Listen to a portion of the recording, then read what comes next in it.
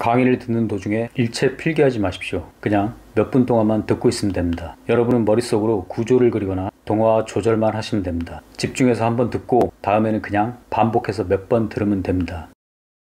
먼저 교육과정이란 교육 목표를 달성하기 위해서 조직한 계획을 말하죠. 다양한 개념들이 있는데요. 공식적 교육과정, 그리고 잠재적 교육과정, 다음에 영교육과정이 있습니다. 공식적 교육과정은 표면적 교육과정이라고도 하는데요. 전형적인 예가 바로 교과서의 교육 내용이라고 볼 수 있죠. 자, 그래서 공식적 교육과정은 학교의 의도된 계획, 경험 전체를 말합니다. 다음 잠재적 교육과정은요. 학교에서는 의도하고 계획을 세운 바도 없지만은 학생들은 은연중에 학교생활 도중에 경험을 하게 되는 것들이 있죠. 자, 이게 바로 잠재적 교육과정이라고 합니다. 그래서 학교의 풍토가 가장 상당히 중요하겠죠. 다음은 영교육과정인데요. 영교육과정이란 학교와 교사가 의도적으로 배제한 것을 말합니다. 우리가 공산주의에 대해서 배우지 않는 것, 이런 것들이 영교육과정이라고 할 수 있겠죠. 자, 다음은 교육과정을 바라보는 세 가지 관점인데요. 먼저 보수, 그 다음에 진보, 급진, 이렇게 세 가지가 있습니다. 보수주의자들은 문화가 그대로 전달되고 전수되고 그 다음에 사회가 안정되길 바라겠죠. 기존에 나와 있는 교과를 중심으로 학문 중심 교육과정의 관점을 가지고 있고요. 다음은 진보주의자들입니다. 진보주의자들은 학생의 성장에 관심을 두고 있죠. 그래서 경험을 중심으로 인간 중심 교육과정에 관점을 가지고 있습니다. 다음은 급진주의자들입니다. 급진주의자들은 사회 구조가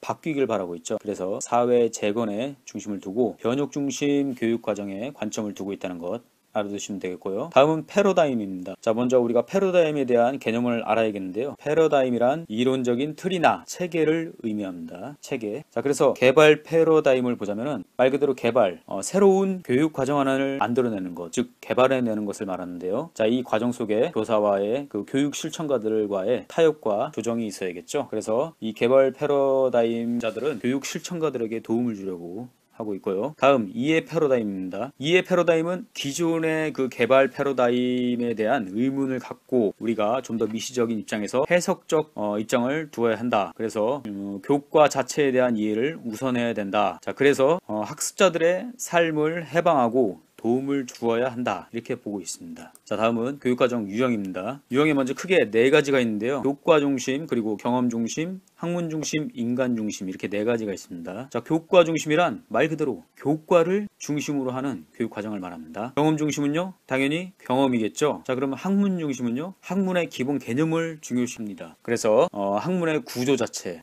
발견해 나가는 과정, 이거를 중심으로 두고 있고요. 인간 중심인데요. 교육이 즉 본질적인 인간에 초점을 두어야 된다. 그래서 교육이라는 것은 인간화를 시키는데 초점을 두어야 된다. 이렇게 보는 게 바로 인간 중심 교육 과정입니다. 그 외에도 중액 교육 과정과 통합 교육 과정이 있는데요. 중액은 어떠한 그 주제를 중심으로 그것을 핵심을 두고 교육과정을 계획해야 된다고 보고 있고요. 통합교육과정은 교과 영역, 각 교과 간에 조회를 받지 않고 어떤 일정한 기준을 두고 그 다음에 학습자들의 그 경험을 선정을 해야 된다. 이런 식으로 조직을 해야 된다고 보는 것이 바로 통합교육과정입니다. 자, 다음은 교육과정 구성 보겠습니다. 교육과정 구성에는 교육의 목표, 그리고 내용, 그 다음에 그 내용을 가르치는 교수와 학습, 다음에 마지막으로 교육 평가가 있는데요. 이렇게 네 가지가 있고요. 목표는 말 그대로 최종적인 성과, 그리고 내용은 그 목표를 이루기 위한 교육 내용이 있어야겠죠. 자, 다음은 그 내용을 가르치고 배우는 교수 학습이 있고요. 다음에 그 마지막으로 이 과정 속에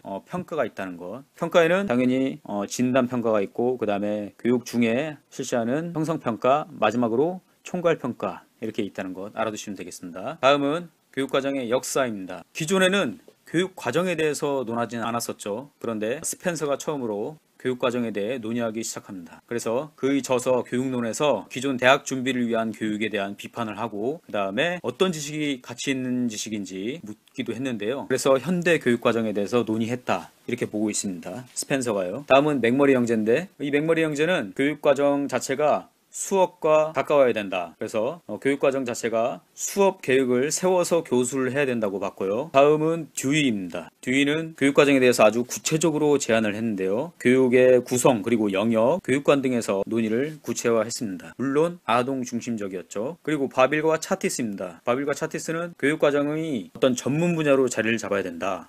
그래서 과학적으로 연구를 해야 된다 이렇게 보았고요. 뮬러는 교육과정 개발 자체가 교사의 생각을 반영하지 않고서는 안 된다 그렇게 봤습니다. 다음은 캐스웰인데요. 캐스웰은 교육과정 개발 자체가 실제적으로 수업을 개선하는 데 목적을 두어야 된다 그렇게 봤고요. 다음 마지막으로 타일러입니다. 타일러는 20세기 교육과정을 논의했는데요. 그래서 구체적으로 행동을 표현해야 된다고 봤고요. 모형으로서 목표, 그리고 내용 선정, 내용 조직, 그리고 평가 이렇게 모형을 만들어 놨고 그 모형을 검증하고 본인의 그 논의에 대해서 검증을 위해서 8년 연구를 하게 되죠. 교육과정 연구 개발의 성과를 검증했다는 것 이렇게 알아두시면 되겠습니다. 자, 마지막으로 우리나라 교육과정인데요. 교수 요목기 즉 미 군정기를 지나서 1차에서 7차까지 교육과정이 바뀌게 되고 그 다음에 2007년에 한번 개정되고 2009년에 다시 개정이 되게 되죠. 자, 이 바뀐 교육과정 개정을 과목마다 확인을 꼭 해두시기 바랍니다. 모든 강의는 무료입니다. 다만 구독과 좋아요 꼭 좀 부탁드리겠습니다. 이 채널을 지속하는 힘이 됩니다.